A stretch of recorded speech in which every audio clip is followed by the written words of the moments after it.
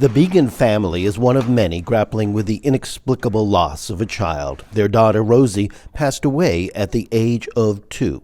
Rosie was so full of life.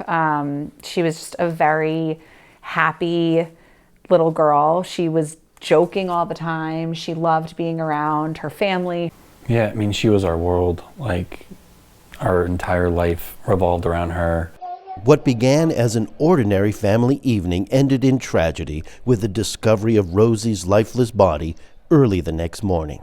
For some reason, I just went into her room just to check on her, and I just noticed she was really still. When I put my hand on her back, and that's sort of when everything unraveled. I noticed that she was unresponsive, and we immediately rushed to the hospital.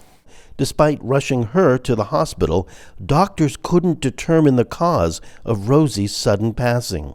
The medical examiner contacted us, within a day or two, and of course, their initial findings yielded nothing.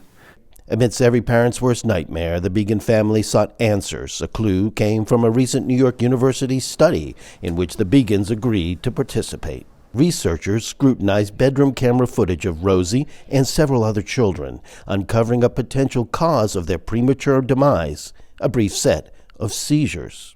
All 5 of the continuously videoed recordings showed a convulsive event prior to the video evidence that we had where no signs of life no longer existed.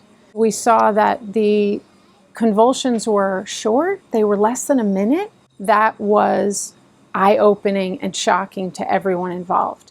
Laura Gould is leading this NYU research. She tragically lost her own daughter to the same medical condition at 15 months. When a child dies, it is your worst nightmare as a parent, and so you are so incredibly vulnerable in that period. But then to be called the next day and say, we didn't find anything wrong with her. There's just not a word for it. And trying to think about living life without ever knowing put me on this path. The seizures observed in the video camera recordings, along with the autopsy results, could contribute to a deeper understanding and potentially prevent similar tragedies. Is there something that we can study from those autopsy specimens to identify what is different about those children?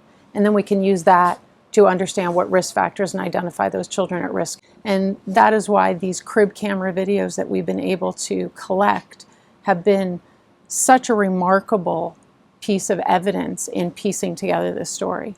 With the increasing prevalence of video cameras in children's bedrooms, there is a glimmer of hope that the true causes of these unexplained deaths may eventually emerge.